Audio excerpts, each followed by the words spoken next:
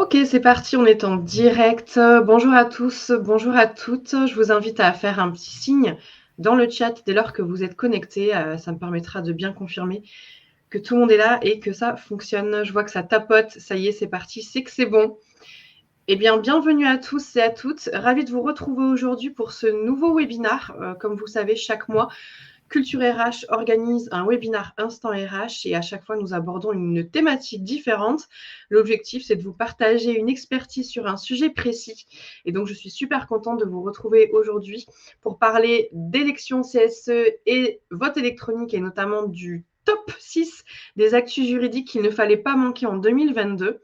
Alors, comme à chaque fois, je vous rappelle le cadre de ce webinaire, mais on attend de vous que vous soyez hyper actifs dans le chat. Sentez-vous vraiment à l'aise pour interagir, poser vos questions, réagir à ce qu'on pourra évoquer pendant ce webinaire. On est là pour un petit moment ensemble et puis, comme toujours, on répondra à vos questions au fil de l'eau et si jamais des questions restent en suspens, eh bien, on gardera un petit temps d'échange à la fin pour revenir sur vos potentielles interrogations. Donc, bienvenue à tous. Et écoutez, je donne la parole tout de suite à Elisabeth Gorgé qui nous fait le plaisir d'être là aujourd'hui, qui va nous expliquer un petit peu qui elle est, ce qu'elle fait pour qui, et qui sera notre invitée d'honneur pour nous partager toute son expertise sur ce sujet qui est très précis. Alors, Elisabeth Gorgé, je te laisse prendre la parole et nous expliquer un petit peu qui tu es, ce que tu fais, tout ça, tout ça. Merci beaucoup Anaïs. Bonjour à tous. Donc, Elisabeth Gorgé, je suis juriste en droit social chez SLIB. J'accompagne les clients qui organisent leurs élections dans l'accompagnement, dans l'organisation de leurs élections professionnelles, la mise en place ou le renouvellement du comité social et économique. Et aujourd'hui, nous sommes ensemble pendant une demi-heure pour voir les actualités juridiques de 2022. Et donc, nous commençons dès maintenant. Une demi-heure, voire un petit peu plus d'ailleurs. Hein. Ça dépendra de vos réactions dans le chat. Hein. Est-ce que tu peux nous donner un peu de contexte du coup, Elisabeth, sur ce sujet alors ? Absolument. Donc, nous commençons avec le contexte et les fondements juridiques. Donc, pour repréciser le contexte ici, on va parler donc, comme on disait, des élections du Comité social et économique, du CSE et du vote électronique. Donc, pour rappeler les fondements, donc, il faut savoir que le comité, le CSE, c'est une obligation de le mettre en place dans les entreprises qui atteignent un seuil de 11 salariés pendant 12 mois consécutifs, ou bien de le renouveler dans le cas où une instance CSE serait déjà mise en place dans l'entreprise et que les mandats prennent fin. Et donc, c'est cette instance, le CSE a remplacé le CEDP depuis les ordonnances de 2017, les ordonnances Macron.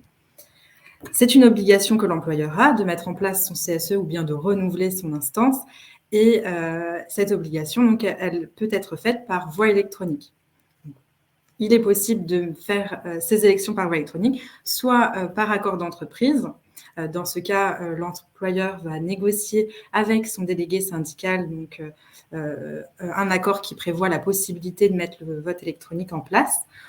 À défaut d'accord ou en l'absence de délégué syndical dans l'entreprise, l'employeur pourra passer via une DUE, une décision unilatérale de l'employeur.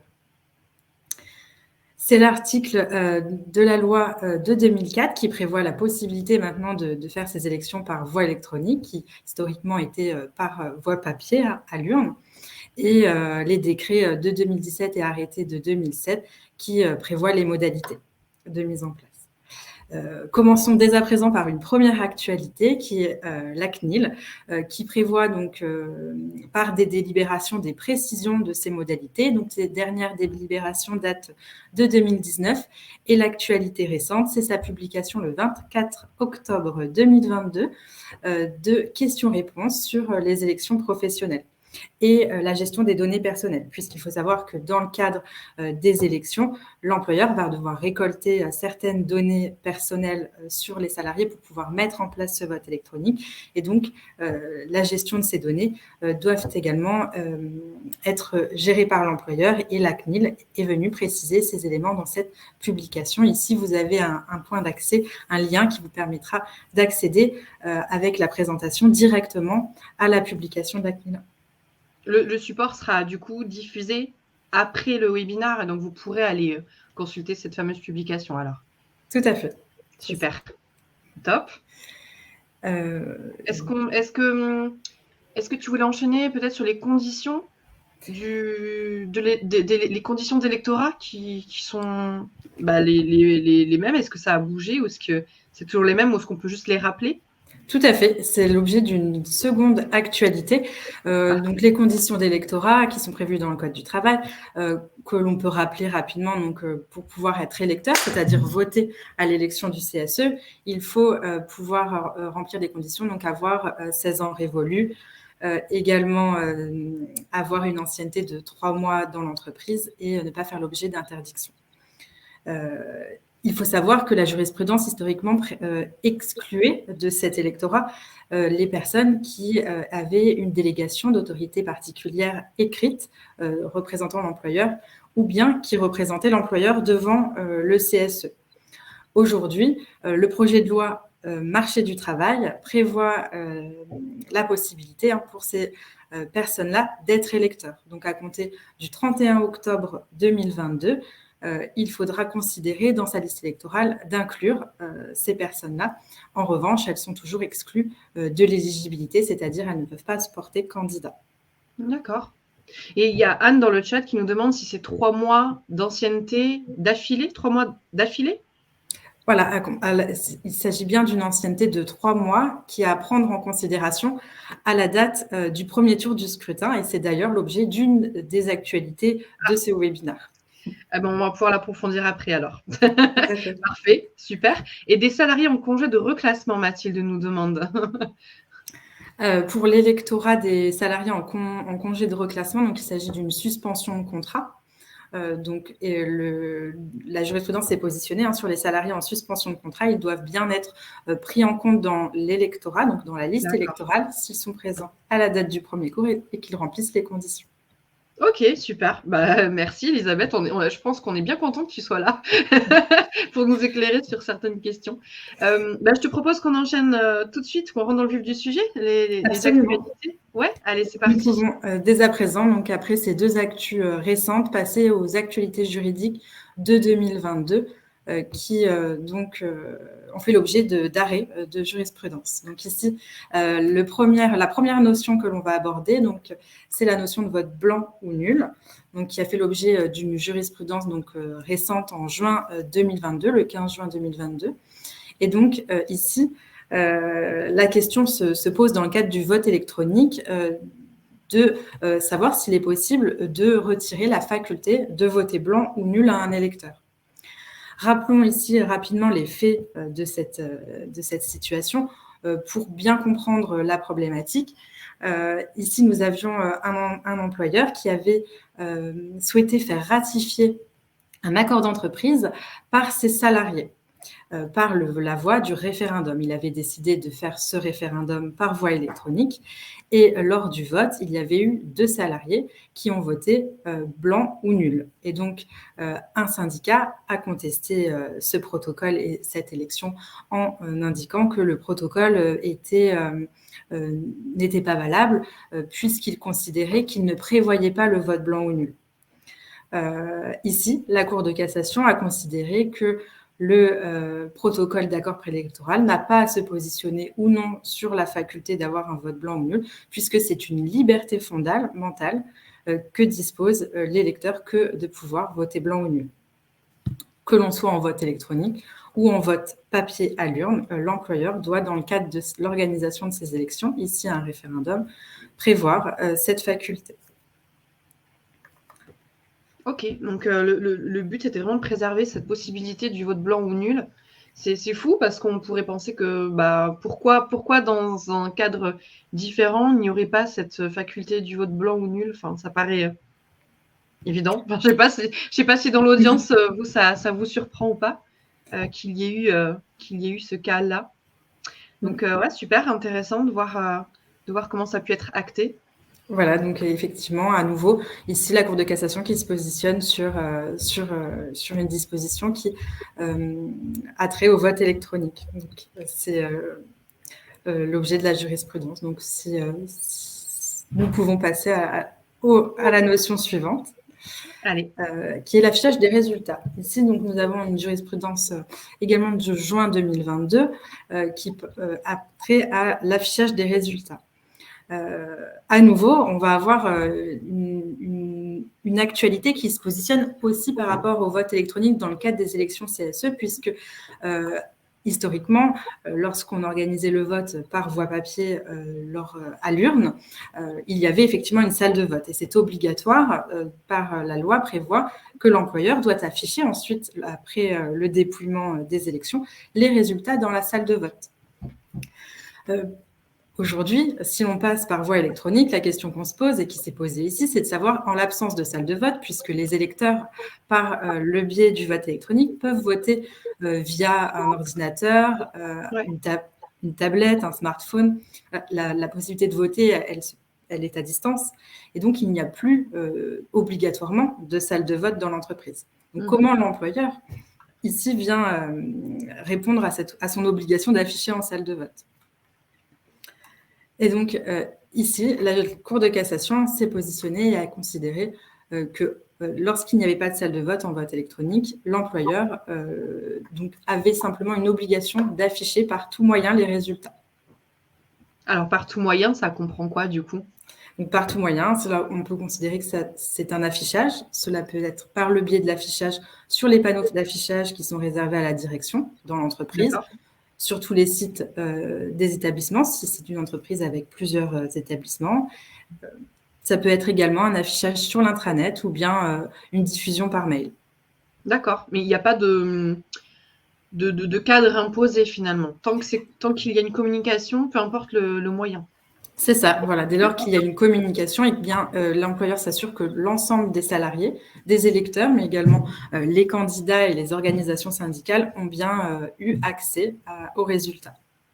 Et alors, dans le cas, je me permets une question, dans le cas où l'entreprise a adopté un format hybride, c'est possible ça, hein, qu'elle donne accès au vote électronique, mais qu'ils aient aussi gardé le moyen classique. Dans ces cas-là, ils sont quand même soumis à l'obligation de l'affichage.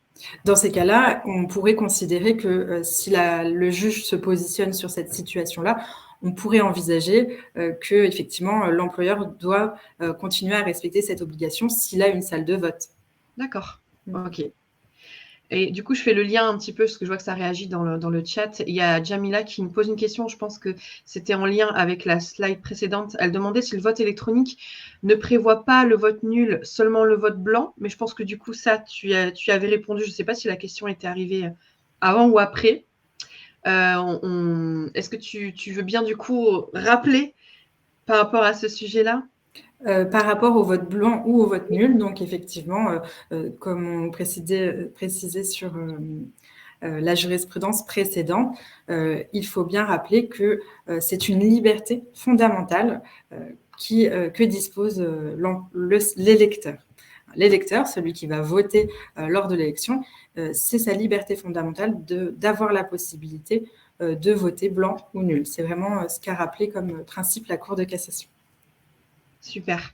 Il y a quelques questions que je veux garder de côté, on reviendra dessus après. Je reviens juste sur la question de Stéphanie. Elle a une coupure et donc elle pense avoir manqué l'information. Oui. Je lui dis, effectivement, on a répondu à cette question. Elle demandait, la communication des résultats peut-elle se faire via l'intranet de la structure ou la partie communication du SIRH? Eh bien, Elisabeth nous disait qu'en fait, il n'y a pas de règle dans le cadre d'un vote électronique.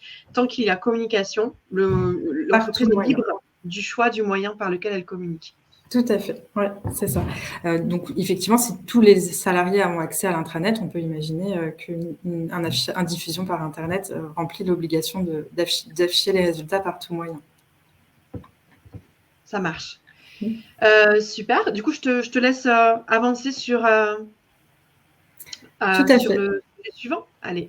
Donc, on passe à la troisième actualité qui va ici évoquer donc une notion de participation au scrutin. Donc, toujours dans cette idée de notion de vote électronique et d'élection CSE, la question qui s'est posée ici dans cette actu également de juin 2022, donc assez récente, la question était de savoir si l'employeur devait s'assurer que tous les salariés puissent participer au scrutin. À nouveau, quand l'on compare avec du vote à l'urne, donc l'employeur mettait à disposition une boîte de vote, une urne, pour pouvoir voter dans une salle de vote. Les électeurs avaient l'information du lieu et des horaires de vote et du jour pour lequel ils devaient aller voter ici. Le scrutin se déroulant par voie électronique, à nouveau, l'employeur doit s'assurer, c'est ce que répond la Cour de cassation, que tous les salariés aient accès à Internet, ou du moins qu'ils puissent avoir un accès à Internet et un accès à un outil informatique tel qu'un ordinateur, des tablettes ou un téléphone.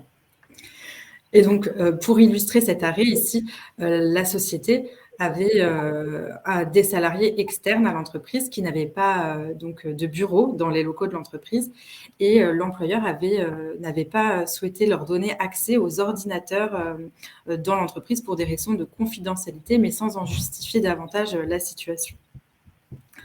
De plus, ces salariés externes n'avaient pas été dans une zone géographique identifiée comme non desservie par Internet.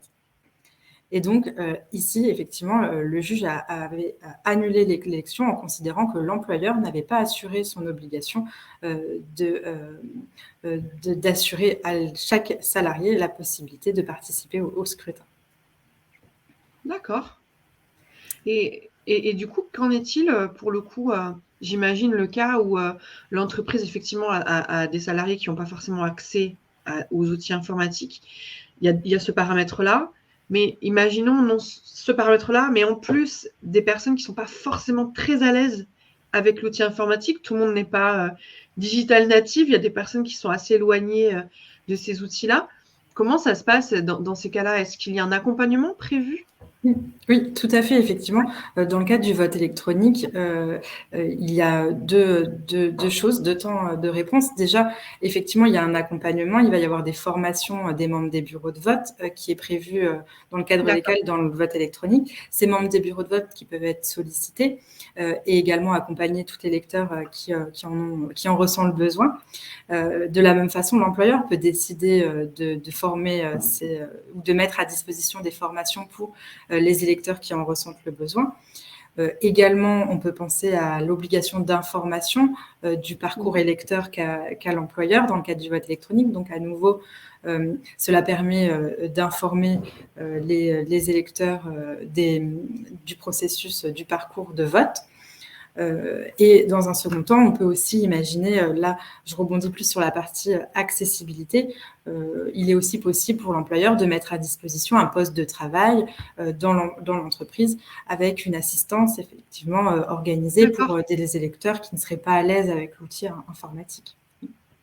D'accord, très bien. Je pense que ça répond à la question de Caroline, parce qu'elle demandait quelqu'un, par exemple, qui ne sait pas lire, est-ce qu'un collègue peut l'aider à voter? Donc, je pense que ça répond à cette question. Et je rebondis sur une autre question que Caroline nous a posée, qui demande les membres du bureau de vote électronique, si on est sur du 100% électronique, qui détiennent les clés de déchiffrement, du coup, doivent-ils toujours être le plus jeune et le plus âgé, ou peut-on décider qu'il s'agisse d'autres personnes? Très précis. Oui, concernant donc c'est la question de savoir en fait comment on constitue son bureau de vote et quelles sont les règles autour de ces dispositions. Donc, il faut savoir que de manière générale, la première intention, ça va être de prévoir dans le protocole d'accord préélectoral ces dispositions. Ce document est vraiment fait pour prévoir les modalités du vote et il est négocié avec les syndicats intéressés qui ont été invités à cette négociation. Donc, dans ce cadre de cette négociation, l'employeur et les partenaires sociaux peuvent se mettre d'accord pour décider de comment va être la composition et comment seront désignés les membres du bureau de vote. À défaut, effectivement, d'accord ou bien de précision dans ce document protocole d'accord préélectoral, on pourra appliquer effectivement la règle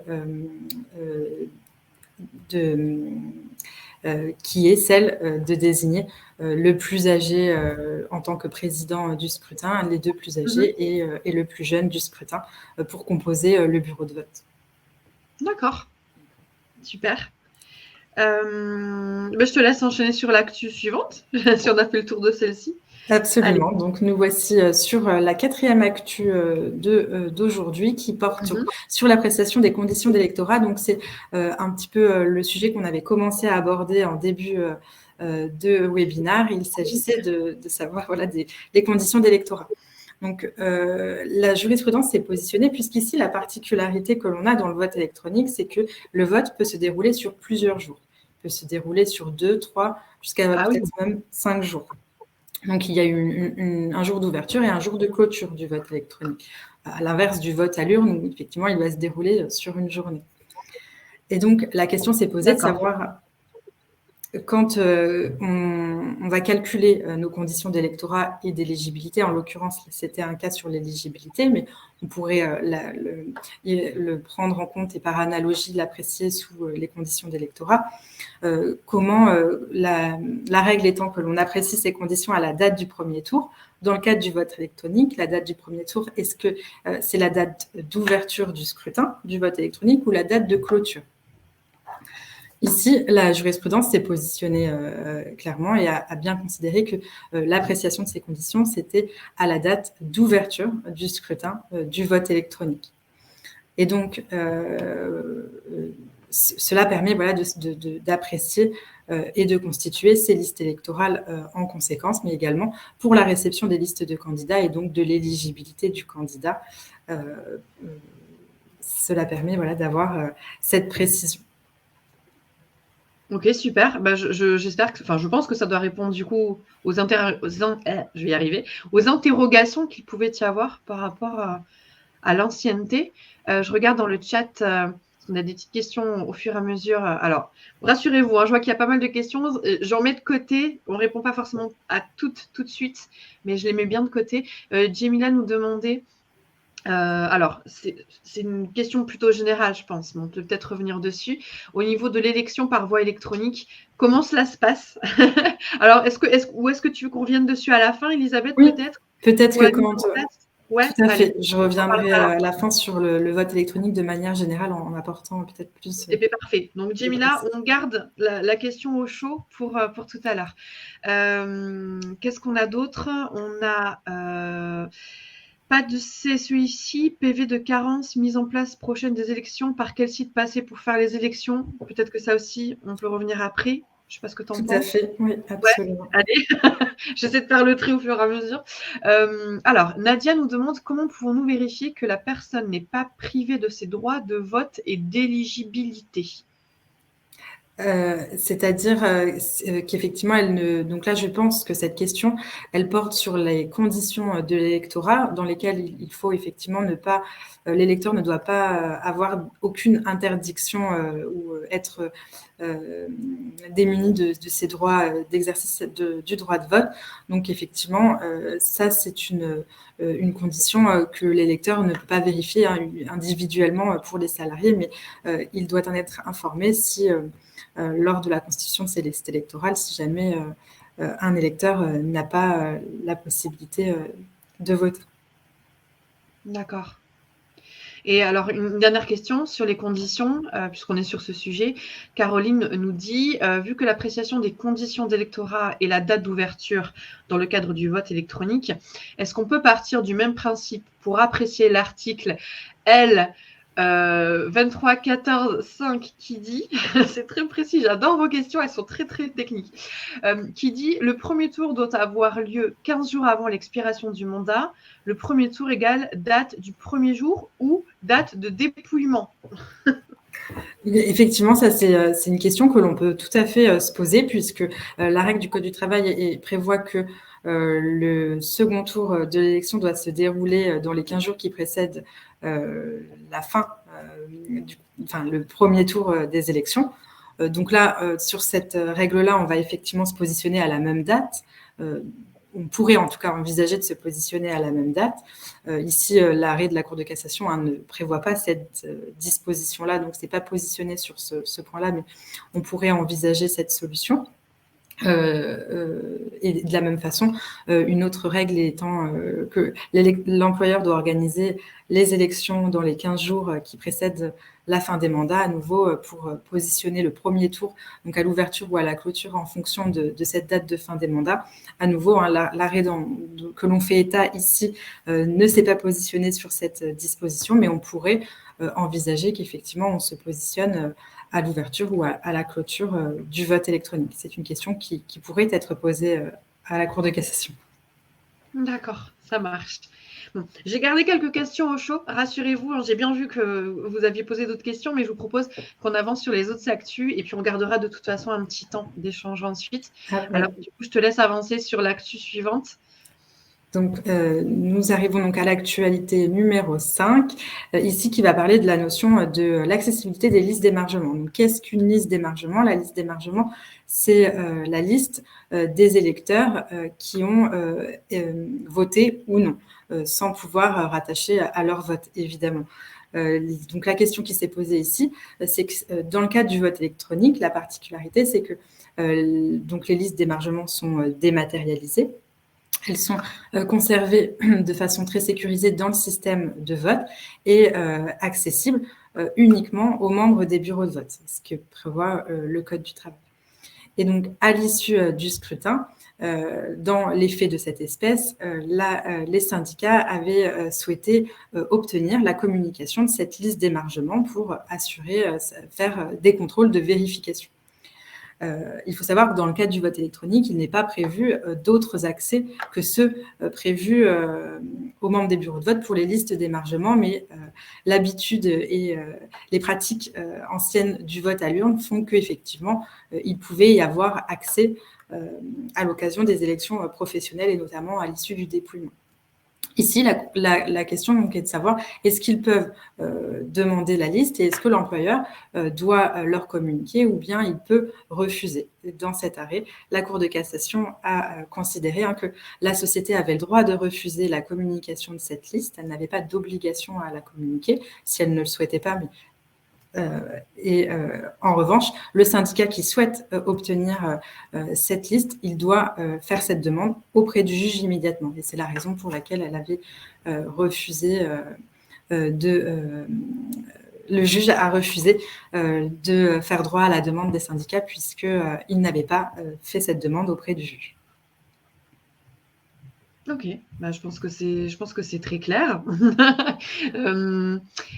Alors, je rebondis juste sur une petite question qui vient d'être posée. Alors, pas forcément en lien direct, mais Virginie nous dit si un salarié est démissionnaire, toujours présent au moment de l'élaboration de la liste des électeurs et de son affichage, mais absent au dépouillement, comment en tenir compte dans les élections?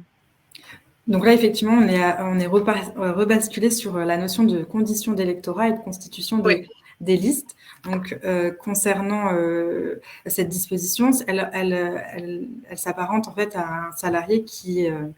la question est de savoir si un salarié est présent à la date du premier tour du scrutin et s'il remplit les conditions. Si c'est le cas, alors il devra faire partie de la liste électorale, même s'il n'est pas présent au second tour et au dépouillement du second tour de l'élection. D'accord, ça marche. Ok. Je propose qu'on avance sur la dernière actualité et puis les questions qui sont restées en suspens. Parce qu'il y a vraiment beaucoup de questions. Vous réagissez beaucoup et tant mieux, c'est super positif. On adore ça. Mais ce qu'on va faire, c'est qu'on gardera le temps après pour les questions restées en suspens.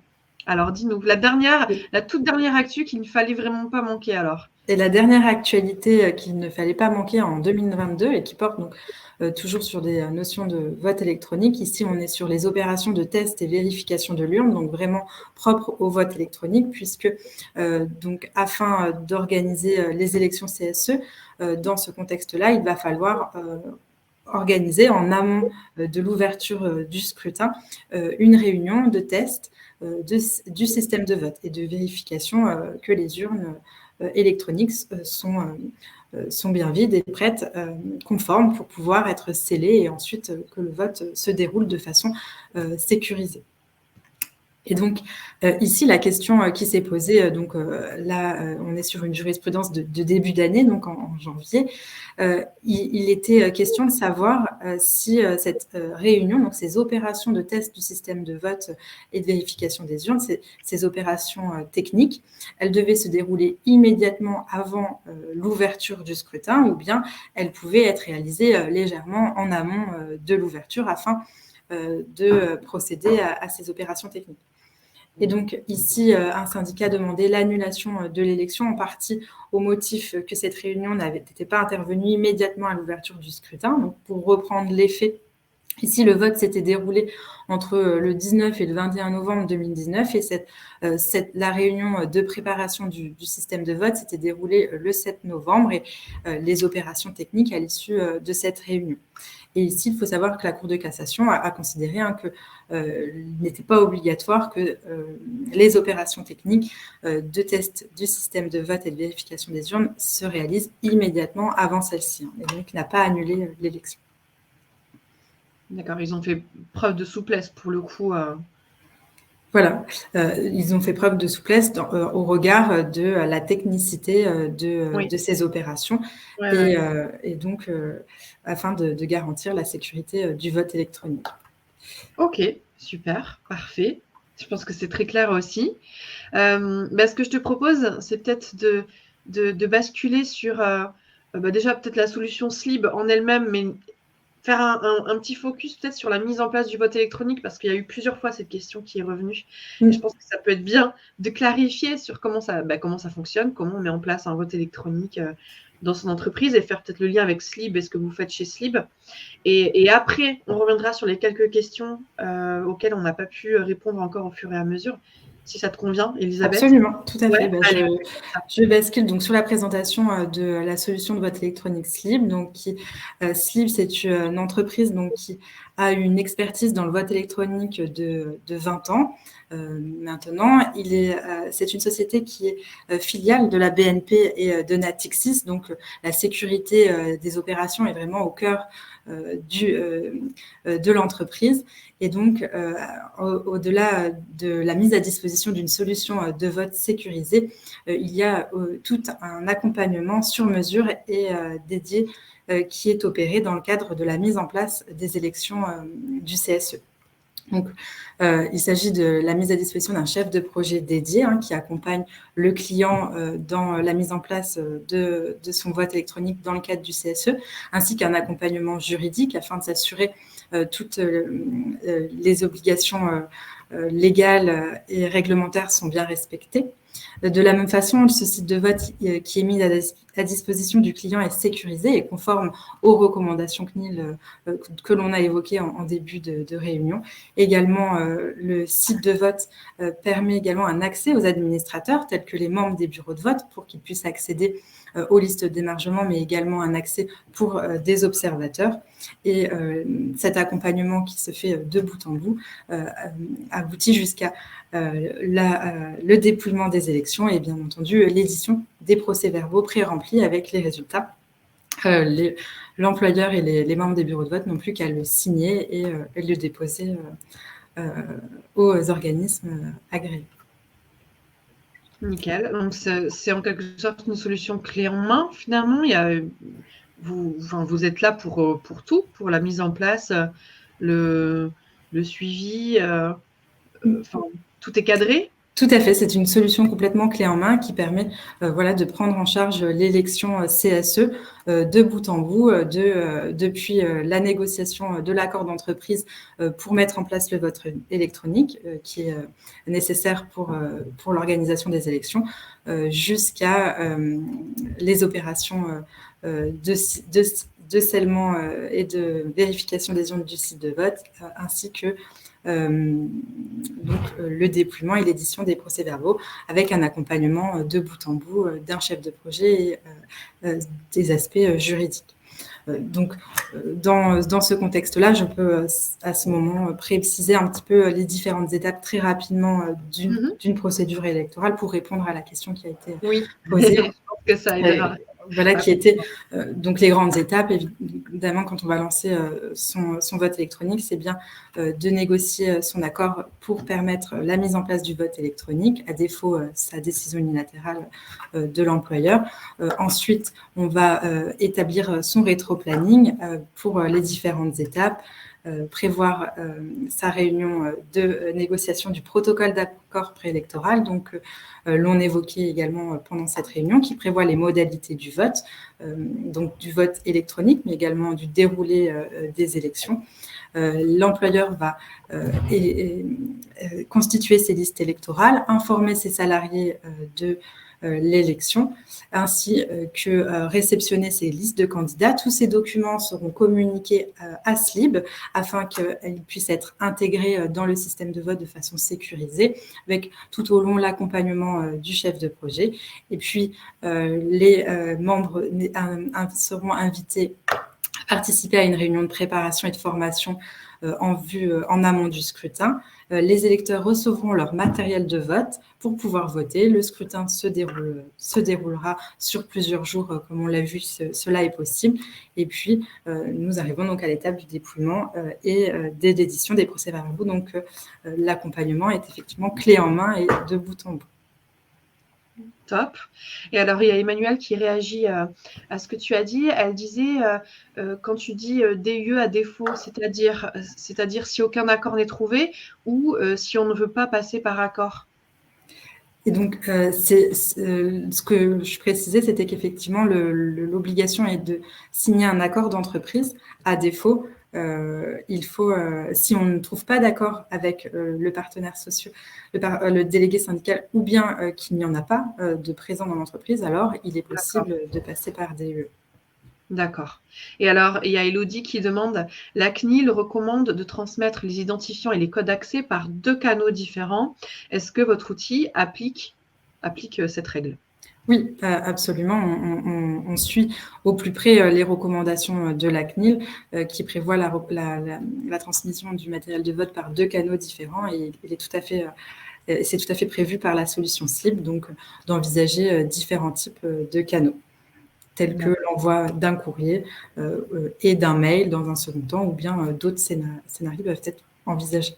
Il y a d'autres scénarios envisagés, parce qu'il y avait une question complémentaire, justement, qui demandait comment ça se passe si les salariés n'ont pas d'adresse mail professionnelle, pas de téléphone professionnel, etc. Il y a certainement d'autres voies, pour le coup, pour bien respecter la règle des 2. Ouais. Et absolument, il est tout à fait possible d'avoir d'autres canaux qui sont d'ailleurs précisés dans les actus de la publication des questions-réponses de la CNIL qui date d'octobre dernier. Ouais, super. Alors, il y a eu beaucoup de questions. Si tu es OK, je veux bien que tu nous donnes ton expertise. C'est l'occasion, tu es là. Ouais. Donc, je pense que l'audience a bien compris que tu étais experte et que tu pouvais peut-être les éclairer sur des questions précises. Donc, si tu veux bien, Elisabeth, oui. Alors, je ne vais peut-être pas reprendre toutes les questions, parce qu'il y en avait beaucoup, mais je vais essayer de t'en ressortir quelques-unes. Alors, vraiment au hasard de ce que j'ai noté, quelqu'un nous a demandé l'intégration dans l'électorat des salariés assimilés à l'employeur a-t-elle été actée par décret ou est-ce encore en projet ? Si encore en projet, est-ce que nous devons faire nos élections que fait-on ? On les intègre dans la liste électeur ou pas ? Alors, effectivement, donc là, je vais prendre le temps pour répondre aux questions, à quelques questions qu'il va y avoir. Dans tous les cas, sachez qu'il est possible de contacter SLIB à l'adresse mail qui est indiquée ou par téléphone qui figure à l'écran et pour toute question autre qui se poserait concernant la solution ou les élections. Par rapport à la question sur effectivement le projet de loi sur les conditions d'électorat qui fait suite à une question prioritaire de constitutionnalité qui a été posée au Conseil constitutionnel sur est-ce que les salariés assimilés à l'employeur sont-ils électeurs ou non. Effectivement, le Conseil constitutionnel a considéré que cette disposition, donc il fallait intégrer ces salariés assimilés à compter du 31 octobre 2022. dès lors que la disposition sera prévue par une loi. La loi est actuellement, donc, comme c'était précisé dans la slide, est passée en commission mixte paritaire le 9 novembre dernier. Elle a été validée par les Assemblées nationales et le Sénat le 17 novembre dernier, et actuellement, elle va faire l'objet d'une relecture par le Conseil constitutionnel. Et donc, aujourd'hui, la loi n'est pas encore promulguée. Cela ne devrait plus tarder, mais dès lors qu'elle sera promulguée et donc publiée au journal officiel, il est prévu que ces dispositions s'appliquent à compter du 31 octobre 2022.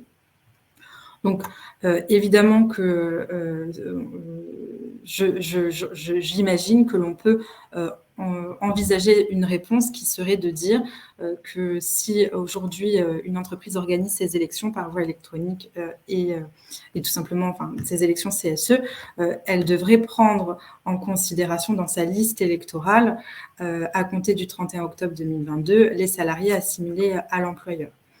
Mais effectivement, aujourd'hui, la loi n'est pas encore promulguée. D'accord, ok, très bien. Sinon, on change complètement de sujet. Il y a Virginie qui nous demandait si les élections se déroulent durant la période estivale et donc en période de congé, peut-on reporter les élections sur ce motif? Alors, c'est une question un peu plus globale. On profite d'Elisabeth. Il s'agit ici de se poser la question de savoir si on peut décaler, proroger en fait la date de fin des mandats. Il faut savoir que la prorogation de fin des mandats est possible par le biais d'un accord d'entreprise avec ses délégués syndicaux d'entreprise. À défaut d'accord, il faudra bien organiser l'élection dans les 15 jours qui précèdent la date de fin des mandats s'il s'agit d'un renouvellement de l'instance. Ok. Parfait. Bon, j'espère que ça répond à la question. Je vous invite à vous manifester dans le chat s'il y a d'autres questions qui sont restées un peu en suspens sur lesquelles vous aimeriez revenir, bien que de toute façon, comme le précisait Elisabeth, vous avez aussi possibilité de contacter Slib si vous avez des interrogations, alors en particulier sur la mise en place du vote électronique, mais j'imagine sur le vote en général. Je vois que Caroline est en train de pianoter, alors je vais voir ce que Caroline nous dit. Un changement de statut entre deux tours, comment se traite-t-il ?